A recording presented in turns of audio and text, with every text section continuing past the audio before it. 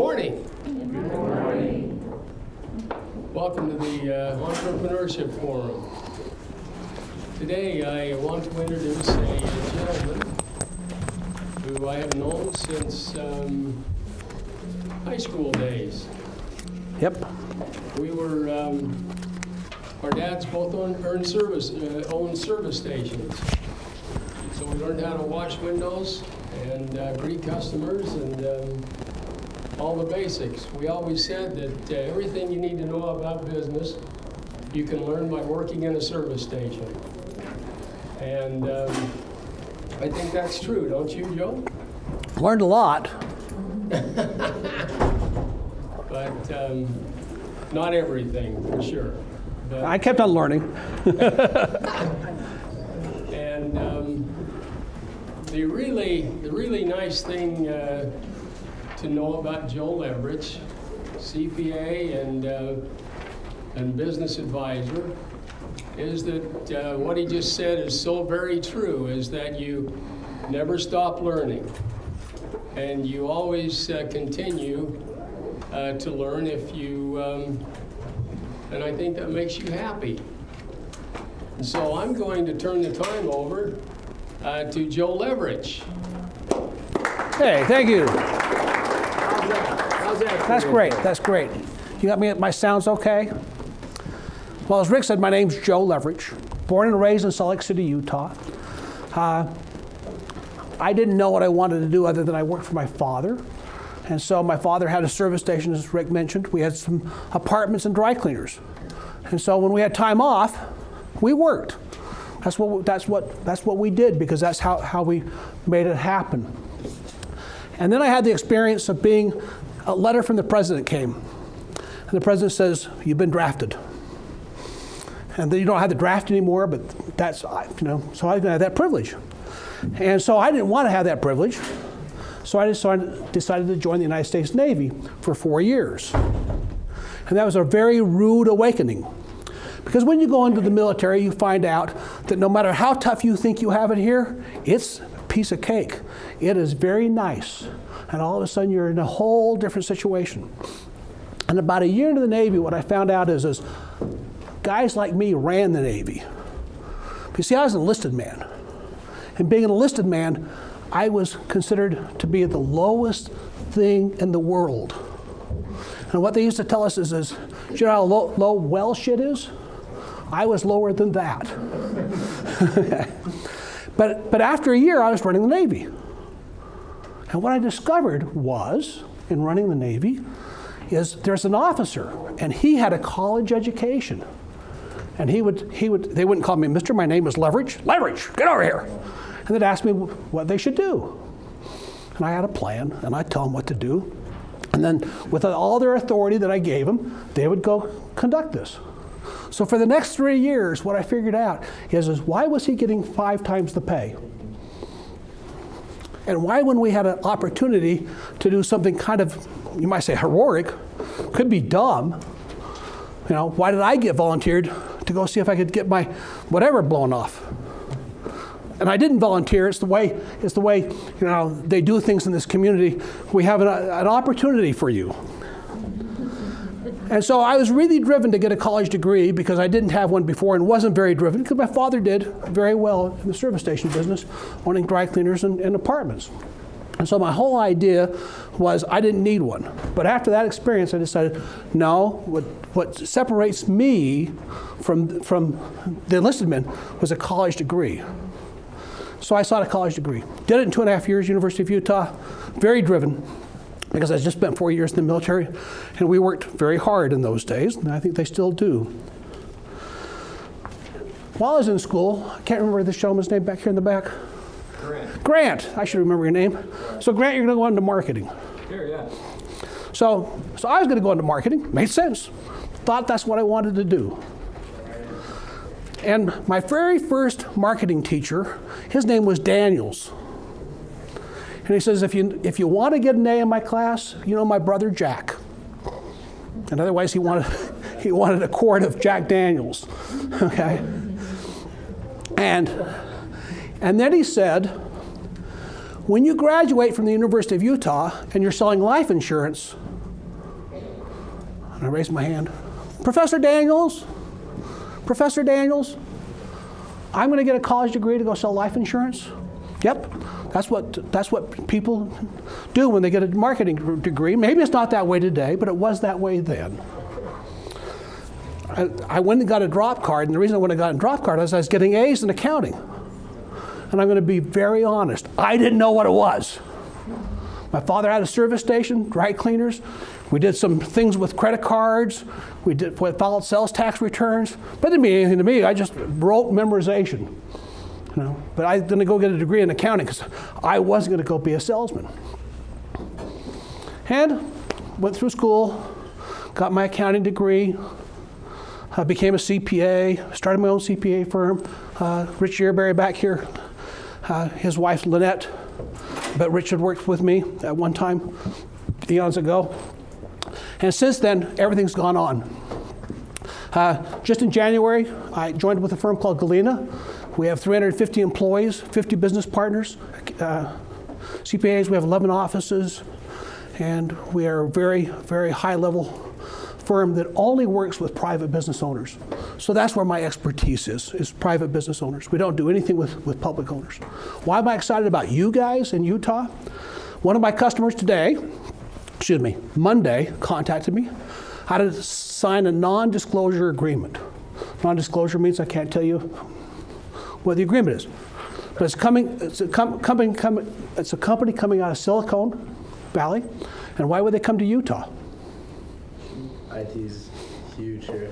IT is huge. Yeah. Who else is coming to Utah? Google? Yeah, Google Fiber. Yep. And by chance, it's not a Google company, but it's a spinoff of a party that was with Google, and they're going to be moving a major division here. And it's pretty exciting because we're going to become a bigger IT place. The other reason they told me, and I was talking to them, is they can't employ anybody in Silicon Valley. They can buy a house, rent an apartment, and they have to live 2 hours away from work one way. So you're working, can you imagine the kind of hours you might be working?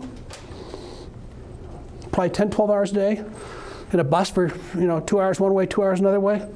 I mean, you might, and it's not highly paid. You're paid in stock. It's not highly paid. But what's going to be exciting in Salt Lake is we're going to have a lot of those opportunities. And there's another one we're working with, so that's very exciting. I'm supposed to ask you guys questions. So how many of you are going to go on and get a 4-year college degree? Great. How many are going to go on and get a degree more advanced, master's? Wow, okay, some very dedicated people. We need that. There's just an article in a study done by Hamilton, funded by the Maryland University, because there's been some question in our minds, not that far back, about what's a college degree worth? And there's been some concern about, is it worth going to get a college degree? And what they determined through the Hamilton study is a college degree from an accredited university, and I'm not saying that some of what I call the freeway schools are not accredited, but there are various kinds of accreditation. So by accredited university, out the gate's worth $15,000 a year to you. Out the gate, $15,000 a year. So is it worth it? You have to decide. In the accounting profession, we have to get a master's degree now. I only had to have a bachelor's. And so what you have to decide is the kind of degree you're going to get and the kind of student you're going to be. Do you all have your professions picked out? Well, one of the things I can tell you is not anything like what you think. I can guarantee you it's nothing like what you think. And I don't care who you talk to, the Lamberts, your calculus teacher down here, Ed. I knew him from an earlier life. I don't care what you talk about. It's nothing like what you can imagine. I went into accounting thinking I was going to do taxes and audits, and I didn't know what it was, but I got A's. Okay? Did the homework and got A's. And to be honest, my professors didn't know what it was either.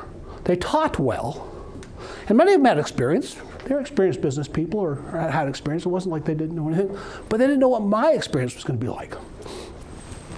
And so it's really different than what you think. We just came off tax season.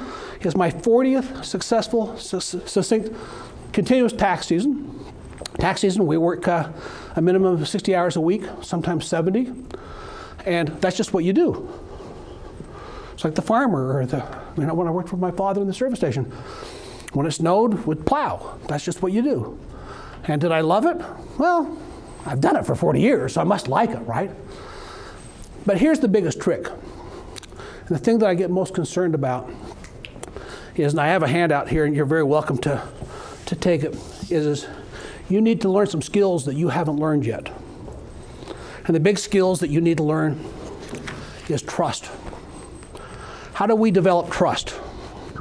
Right now, how do we develop trust? By a relationship. Okay, I have a relationship with you because I've just taught you. How do we develop trust? We give trust and then maybe give trust back. You give trust.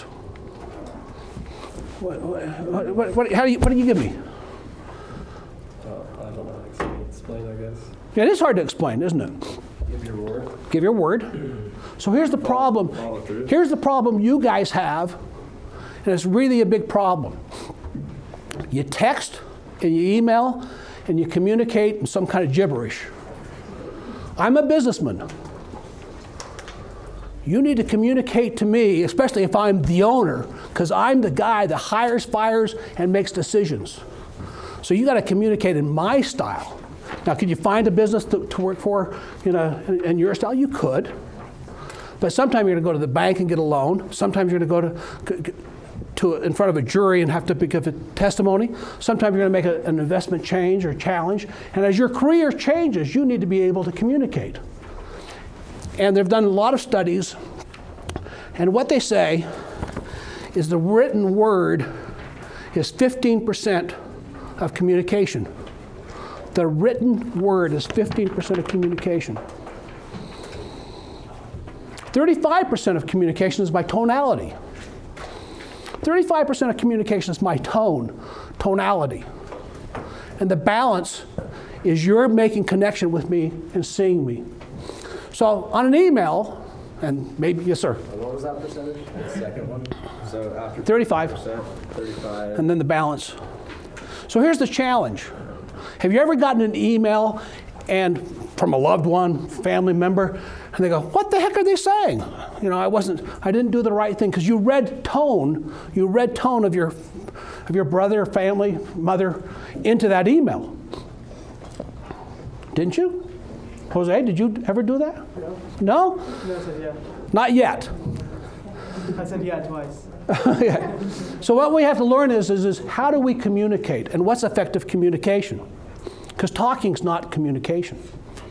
Talking is just talking. If you're not listening to me, it's not communication. If I'm not engaging you and connected, there's about 5 or 6 people here that are very much connected to the internet, and they're enjoying it. They're over there, doing their internet thing, right? They're connected, but not to me. So let's pretend. Let's just pretend. I told you about this company that's coming in and will be involved with a new startup, and let's pretend that they gave Mr. Lambert $500 million to start this new company. And what we're going to do is in this new company, we're going to start apps. We're going to start apps because iPhones and Android phones have taken over the world. They're taking away laptops, and that's where we're going to be. And this company wants us to produce some apps per year, 5 apps a year that we have to take to market. Let's pretend that's going to happen. And Mr. Lambert, he's got the $500 million, $100 million a year for the next 5 years. And he's told me to come in this class and pick the 10 entrepreneurs from this class that he'd want to engage. And worse yet, he put me in charge of this. And I've already made a decision of who I'm going to even consider, let alone not consider, based on your attention. Because you know what you're doing? Texting, studying for the next class, worried about lunch. I charge $320 an hour. What's that a minute? Help me on what that is a minute. Somebody tell me what $320 an hour is a minute. About $6 a minute. About $6 a minute, thank you. So how many minutes would you listen to me if I wasn't delivering? I'd bill you. Yeah, you'd bill me, right? It's a lot of money. You have to be damn good, not kind of good. You have to be damn good, 3 and 4 and 5 hours at a time. We don't take breaks when we're in business. This is like professional football or soccer or TV entertainment. I mean, you are there making it happen. I've already decided out of this group who I tell Mr. Lambert I wouldn't even interview. How do you do that? That's what he's hiring me for. Now, the reason I'm sharing that kind of a story is this is business, ladies and gentlemen. This is about this company making a lot of money. And if this pretend company that Mr. Lambert had all this money for could go and make it happen, it's going to be with that kind of stuff. It's going to be with really making it happen. This isn't about just being there, getting a job. This is about your career. And what are you going to make? And what are you going to do with it? And are you going to make a difference?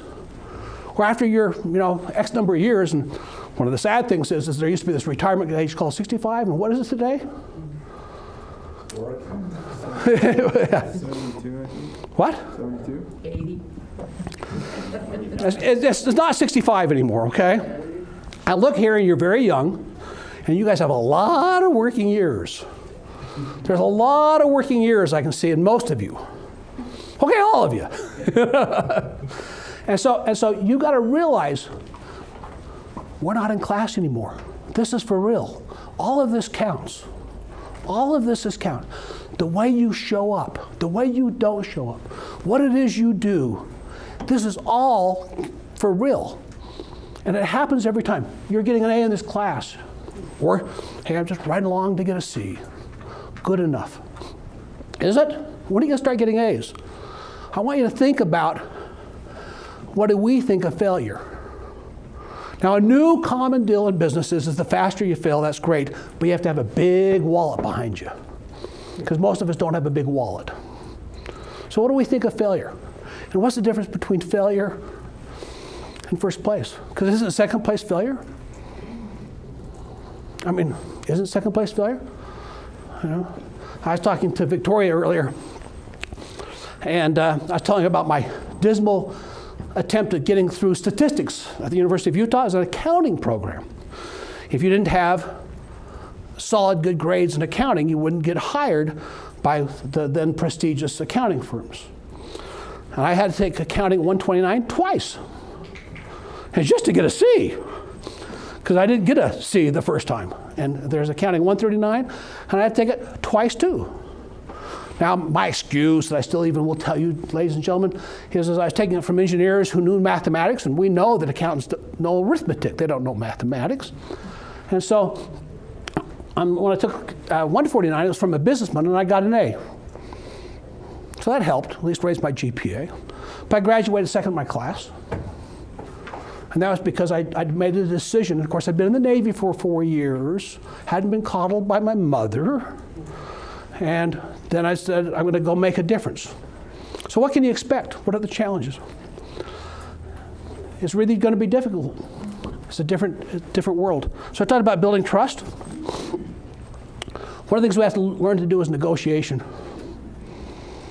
Negotiation is one of the biggest traits that you can learn, in my opinion, because we negotiate everything.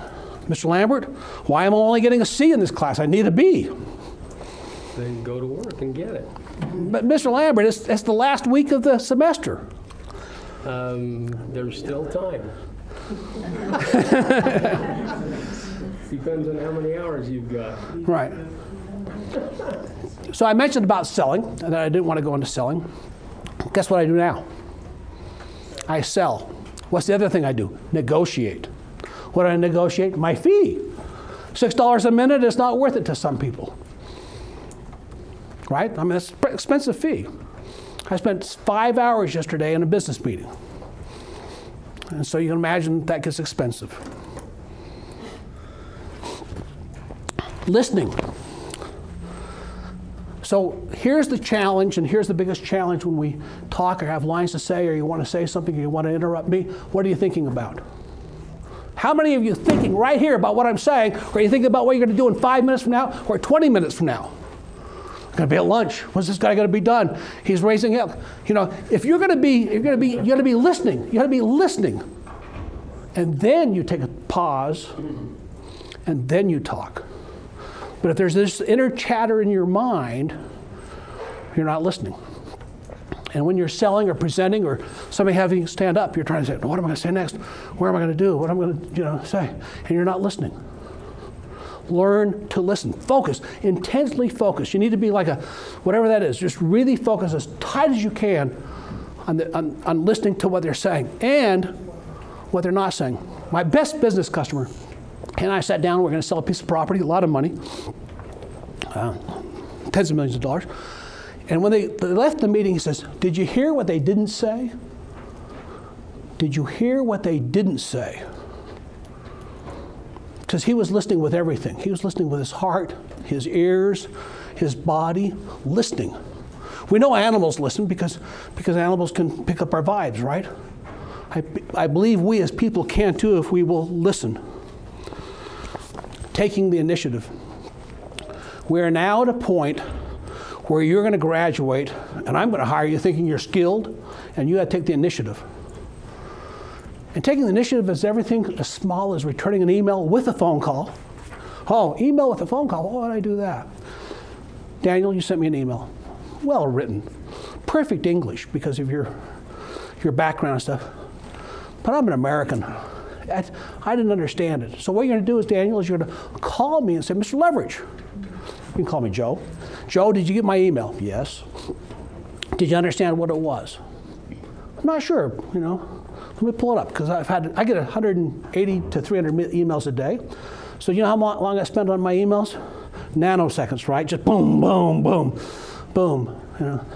So Daniel, I wouldn't dare say I didn't really pay attention, but to be honest, I didn't. So that's why you're going to call and make sure that I followed up with. That's taking the initiative. The other part of taking the initiative is you're asking me for something. And so one of your last closing comments are going to be, Daniel, Joe, when can I expect that? That's taking the initiative. Why? I've hired him at a big salary for him to solve a problem.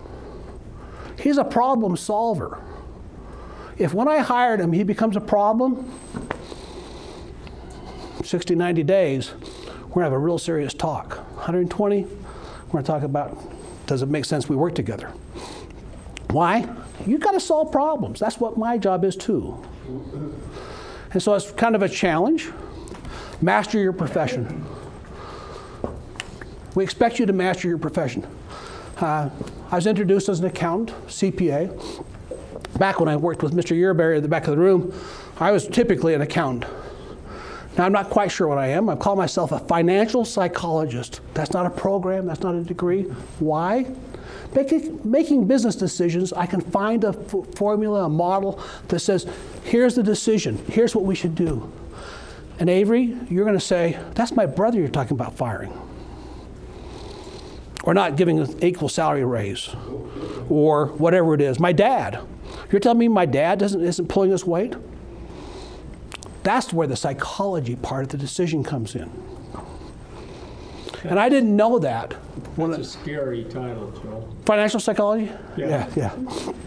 It sells well because no one knows what it is, Rick. So I'm done lecturing. So I got to pull from you those kinds of questions you'd want to know or be aware of or think. I don't care what program. I'm kind of a master of all of them, with the exception of maybe English. That's not one of my strong suits. Rich, what would you want to add? What kind of questions should these young people be asking? I think they should ask about how it's changed over time. You're talking about how you have to keep on learning, and I think that's really true because the profession has changed so much over the years. Every profession, though. You look at teaching has changed over the years. Accounting sure has. Yeah, that's a really good point. I log my time in every day because that's how we bill. We bill by time.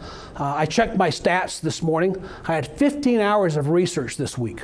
Sir? So how do you develop resiliency like he was talking about? Resiliency? Yeah, resiliency as in like adapting to change. Oh, that's a really good question. Let me see if I can answer that after I answer Rich's fully. So you have to do that kind of training. Now the hard part about my kind of research and things, there's not a college professor with the text with the right answer. So I went to this meeting yesterday, a board of directors meeting with 6 people. We were talking about their pay. Now you can imagine how sensitive their pay might be if you're one of my board of directors, right? It's a pretty sensitive subject because we're talking about their pay. Their pay. So I had to know all these kinds of things and be prepared for every argument. And I had to present it in such a way that it makes sense. So I spent, just like in college, twice the time studying and getting the information I needed. So when I went to this meeting that was supposed to last an hour, that was 3 hours later, I was prepared for. And they couldn't trump me on one thing. They invited me back. What were your steps like before for anticipation? Well, I had the advantage of kind of having been here for a long enough time. I can kind of imagine the steps, but that's a really good question because, again, there's not a college text. Yeah. And I don't have a gentleman, professor, woman, whatever it is, who's going to say this and this and this is the formula. So what you have to do is you have to learn the formula. And this comes back to the psychology part. So we had a board of directors of 6 people. I called 5 of them. I called all 6, but I only talked to 5 of them. What's your pay going to be? What do you want it to be? Where are we going? What does this do to the company? So I actually, by the questions I asked, prepped them for where I was going. So you kind of like led them to No, I didn't lead them. I just kind of prepped them. Leading would be wrong. I led them. Led them a lot. That's correct. And I even led them after the meeting. Yeah. And so we had to make some recommendations. Now, why are we doing this? This is a company that's now in the 3rd generation, going on to the 4th generation. We have 330 employees at this particular site. We're looking at going multi-state to 2 different states within 2 years, one this year, one next year. And they have to be very, very successful. Now, they have money like you can't believe, but that doesn't mean you spend it like you can't believe. Going back to the education, it doesn't stop. That was one of the biggest things that I thought when I graduated from college, I was there. After college, I ended up going to an education program called Harvard, OPM, Owner, President, Manager. I did that for 3 years. It was the most intense training I've ever had in my life. I'd say the equivalent to military boot camp. And the neat thing, though, is I was with 120 classmates from throughout the world. And we have a reunion every other year. This coming in 2016, we're going to meet in the Philippines. In 2014, we met in India. My classmate who hosted this in India, his dad stamped metal called pig iron. Just stamped it, just pounded it and stamped it and turned it into something. He makes that little ratchet device in the car seat. Everybody has one in their seat belts. And that's what he makes. He has 62% of the world market. He sells to every major manufacturer in the world. He started this company. He has 14 business plants in India, 3 in Germany, 2 in Mexico, 1 in Tennessee, and we're going to open up another one. What's the name? What's his name? No, the name of the company. It's an Indian name. So it's like a really complex. Yeah, it's very. But he makes a lot of other devices too. But that's the one we all know. Now, what did he do? And so I only had 42% of the world market, and India passed a law that they had to have seatbelts, starting in 2015, manufactured. So I went and bought the German company as competition, and then he bought patents in South America, and I can't remember someplace else. But the point is this. We need to understand that we're going to be chased as Americans to the finish line, especially you guys. I met a lot of the children of these Indian families because they're not as old as I am. They're a little bit younger, my classmates, but they're children. And they're being educated in Rutgers, MIT, and they are so excited about their world and their country, more excited than anybody I've seen. It was just enthusiastic. Now, of course, they're rich. And that doesn't hurt. But most of us aren't going to be rich unless we really work for it. Goal setting. None of us have had goals. And I used to always say, here's what happens. Your mommy sent you to kindergarten. One day you graduated from high school. One day you went on whatever you went on in life. And now you're here. And maybe you're going to be graduating. A lot of you are going to go on to the next and get another degree. And then what? And then what? So here's what happens in the CPA industry. You get your master's degree. We work the dickens out of you. We really do. You'll work a lot of hours if you go into public accounting, but you'll learn so much. And so we work you very hard, and we say, Diego, go sit for the CPA exam. We'll give you all the books and tools, and you do. And it takes you usually more than one time, Diego. You know that by now, okay, if you're working for us. And so he passes. He passes. And then what happens? Flame out. Flame out is when a jet's flying in the sky and the engine stops turning, and it's either fuel, air, or some other mechanical failure. And Diego will have a flame out on me. And when you have a flame out, what do you do, Rich? Change careers.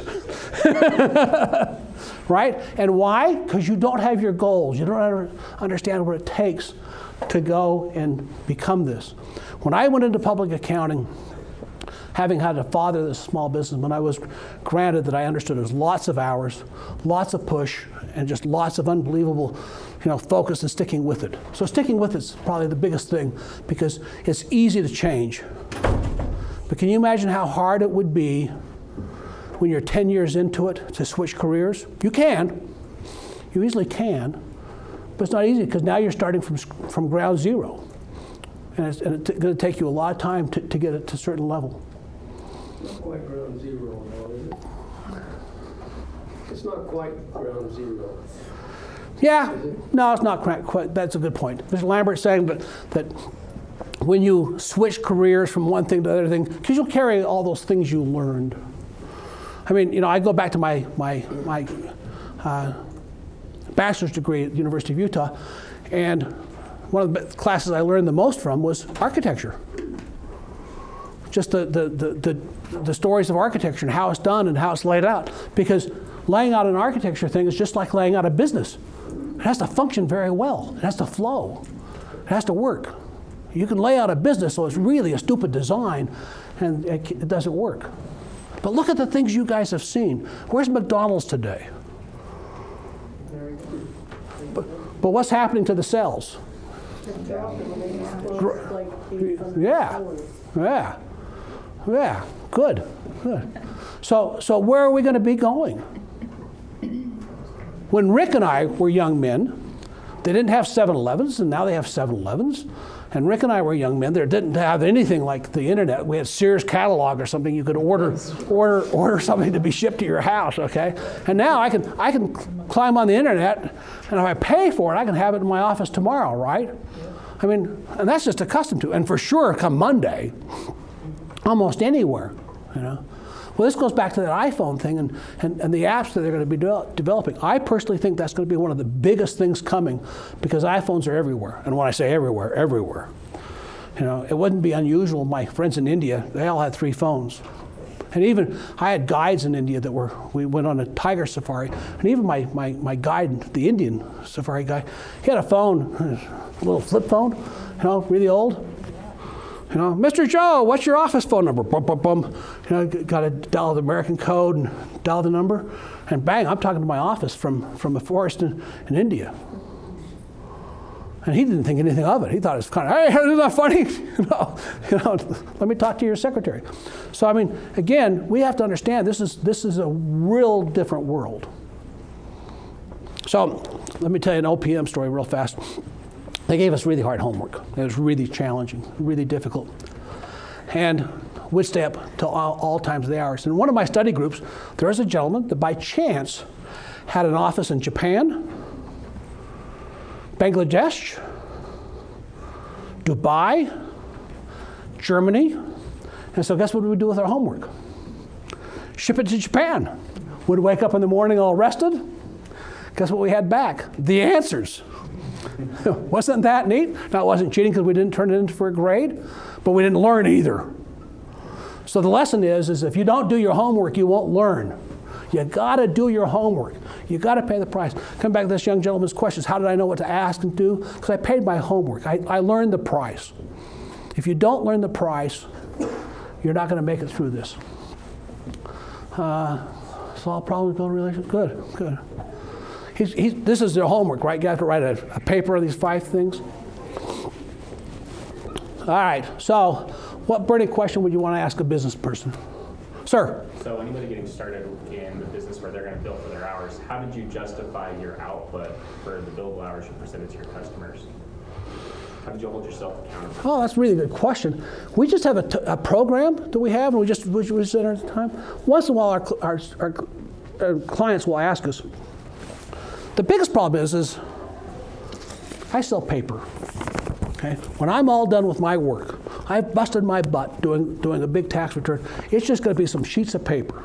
I'm going to hand it to you, and I'm gleefully going to say, wow, we did all this work, and isn't this neat? And by the way, here's our invoice for $35,000. And you're going to say, what is that per sheet? What is that per page? Yeah, what kind of gall do you have? So what I got to sell, I'm not selling the sheets of paper. What I'm selling is what this got you, Mary. And what it got you is it got you a loan. It got you qualified to do business in another state.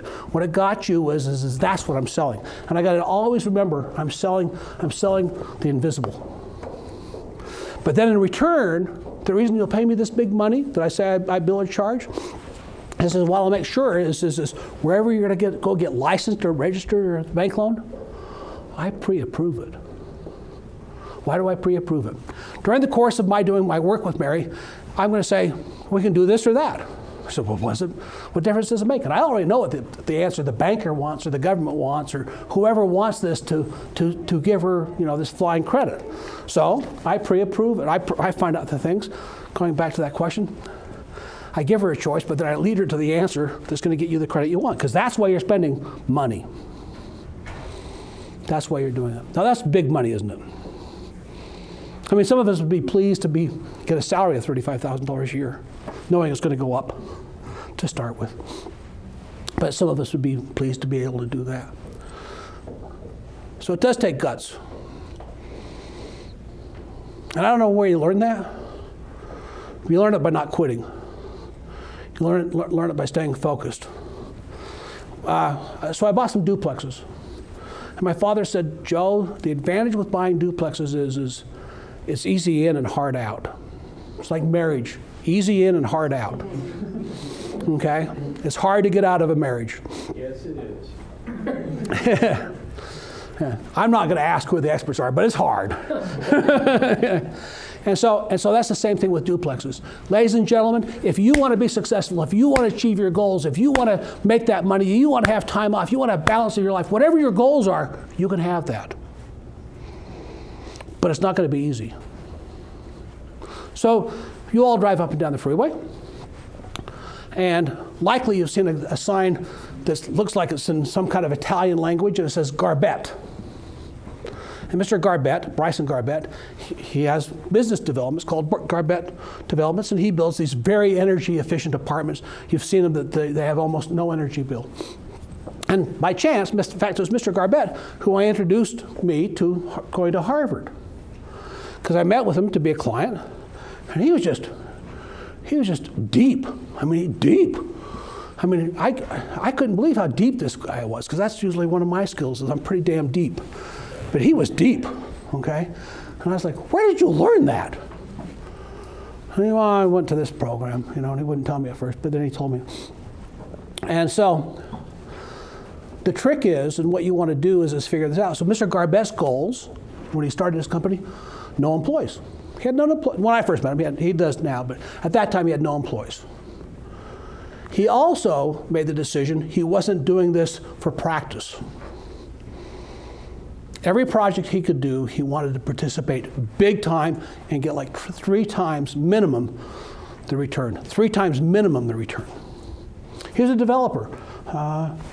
You mentioned your mom's in the real estate business, and he's a developer. And a lot of developers, what they do is they go out and find a plot of land and say, this is a brilliant idea, and for my brilliant idea, you guys give me your $50,000 each, and we'll take it to market. But all I did was create the brilliant idea. Mr. Garbett had a really strange idea. He put in his own $50,000. If we have to have and why did he put in his own $50,000? What happens when I'm spending my money, Ben? You get all the return. No, but when I put my money in, it's different than when I'm just spending your money. You're invested. Yeah. You're committed. So he put in his money too. created a whole different deal. Very successful company. He's got a couple of kids. He's got it into. He's a mini Ivory Homes. He's got a mortgage company. He's got a maintenance company. He's got a big vision. You don't know where you're going. I got that. I didn't know I'd get here either. But he had a big vision, and the vision is going to change every 3 or 4 years, because here's what I know. We don't know the future. You can't see the future. You can't envision past lunch. You just can't. You don't know where you're going to go after that. We can look back and say, gosh, if I would have known, I wouldn't have drank so much coffee or sodas or whatever I did stupid. I wouldn't have done that if I would have known. But by having a big vision, and the vision is going to change every 2, 3, 4, 5 years. Company here in Salt Lake City, Big D. So several years ago, the company got its name because the owner, D, was big. He was 6'4". And so his nickname was Big D. Very sadly, D didn't make it to today. But I was doing some work for him, and he wanted to know how he could build his company to the next level. And by chance, in my briefcase, we had printed things in those days. We didn't do it by the internet. And chance at that time, I had a business plan for a small construction company in my briefcase. A little printed plan, just a worksheet type of a thing. And so D and I were talking, and I gave it to him. I said, D, here, why don't you look at this? So I get back to his office, because we're doing an audit, financial statement audit. I get back to his office, and sitting on the desk is this business plan upside down. So I ignore it, and I just go over to my desk and work, and a couple of my other team. He walks in about noon, give me some coffee. He says, you know how long I was here? I said, well, it was 3 o'clock in the morning. Read it. And I'm doing an audit, right? I got my time committed, and I've got to be doing this audit. He says, you go to my office, close the door, and read it. No one will bother you. It took me 2 hours to read it. 2 hours. He says, when he's done, he says, what do I do with this? I said, D, what you do is you take your team and you go to some hotel, lock the doors, and you come out 3 or 4 days later, whatever it takes. They're doing $20 million. They're going to be $1 billion. They're at 8 physical locations in America. They're building the temple in Philadelphia. They're not of the LDS faith, which is kind of a big coup for a firm that's not known to be, tied into the LDS faith.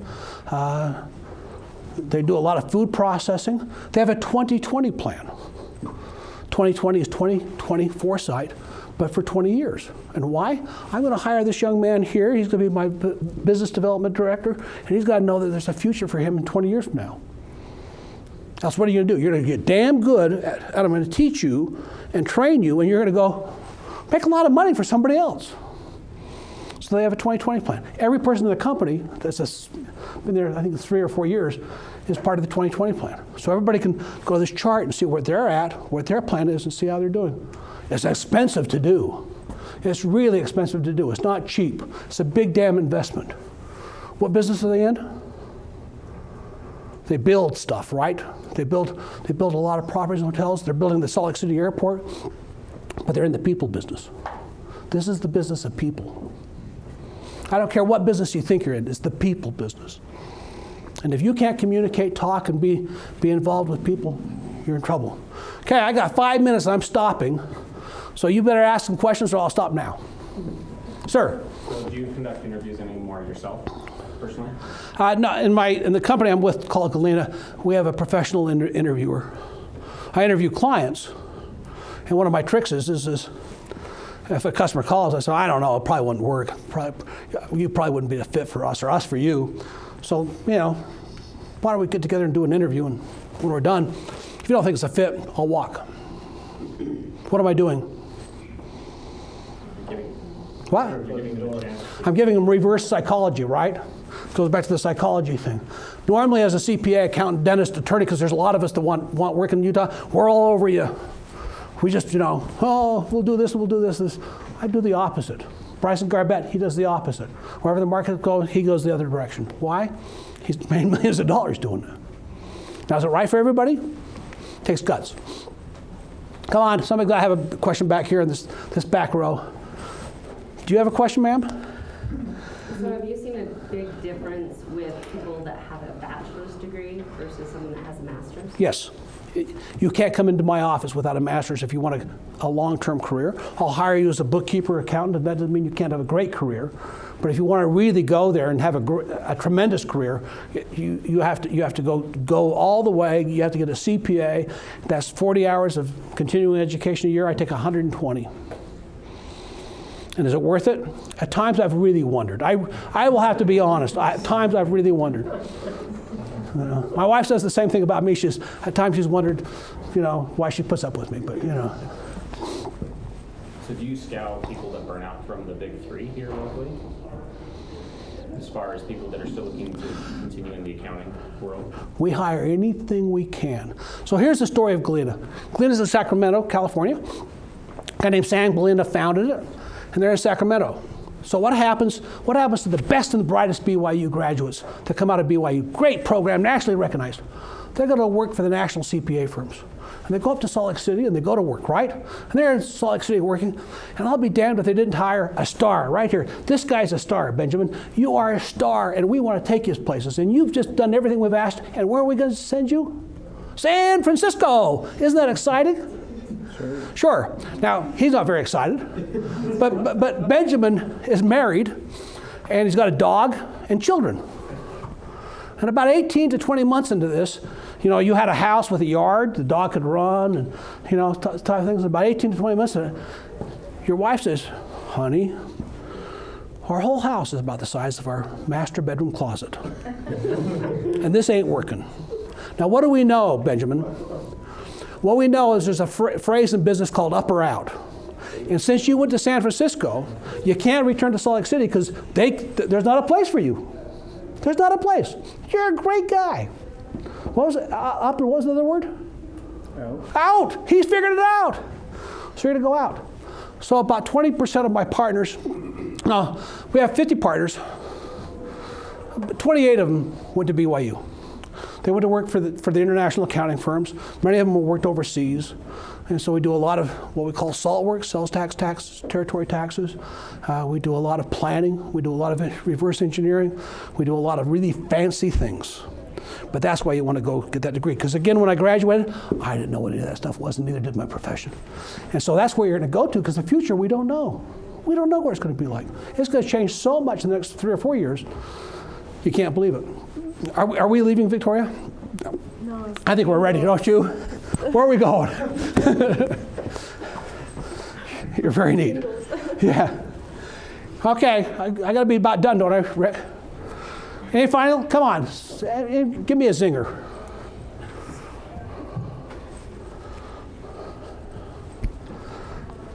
Joe, you've done a great job of opening eyes.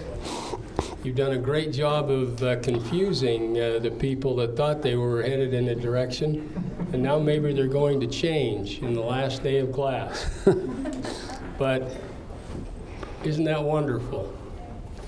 And I really like the part when you said, when you asked the question of when you go into a meeting, you already know most of the questions that are going to be asked. You've anticipated them, and you're prepared to answer them. You've done your research ahead of time, and when you go in, you're prepared. Being prepared in a meeting, is that important? You know, I learned that from both the military and doing missions, but also from a friend of mine named Gordon Shazage. Gordon was the coach for the Jazz, you know, and he would prepare for a 1-hour game, watching game films in excess of 12 hours. And what did he need to know? Everything about that other team. Everything about the other team. Yep. Everything about the other people in the meeting, you're going to want to know as you go into that meeting. That will set you apart. And we talked about raising the bar and always being, if the bar is here, before you go, you want to raise it to here when you go in. That's preparation. So important. Your focus and your target. And didn't you really say that everyone is a salesperson, even though they don't market? Everybody's a salesperson, no matter what it is you're doing. Okay? And if you're going to get involved with somebody in an investment, He wants skin in the game on his part. Never invest with somebody that doesn't have their own money in your deal. And probably one of the most critical points is building relationships, isn't it? Yes. It's all about relationships. And be like Joe. Learn always. He's never stopped learning. I don't think you ever will. No, I've got 3 years left in the profession. I'll be 70, and I'm going to stay the full 3 years. And I'm trying to get on some bank boards. I'm going to be on the bank boards because there's some neat things that Utah bank boards have. So I'm going to shoot for that. We'll talk about that. Where are you quitting at 70? I'm 71. See, maybe I won't. Maybe I won't. Just to be invited back, I'll stay on. No, but if there are no other questions for Joe, let's say that we wish you well in whatever career you go, and I hope that I'd like to know where you are in 5 years from now. If you're in the same direction that you thought you were today, that would be fun to hear about. And I think I'm probably going to live that long. I don't know. But anyway, wonderful class. You've been great. And let's give a great hand to Joe Leverich. Thank you. Thank you. Thank you, Rick.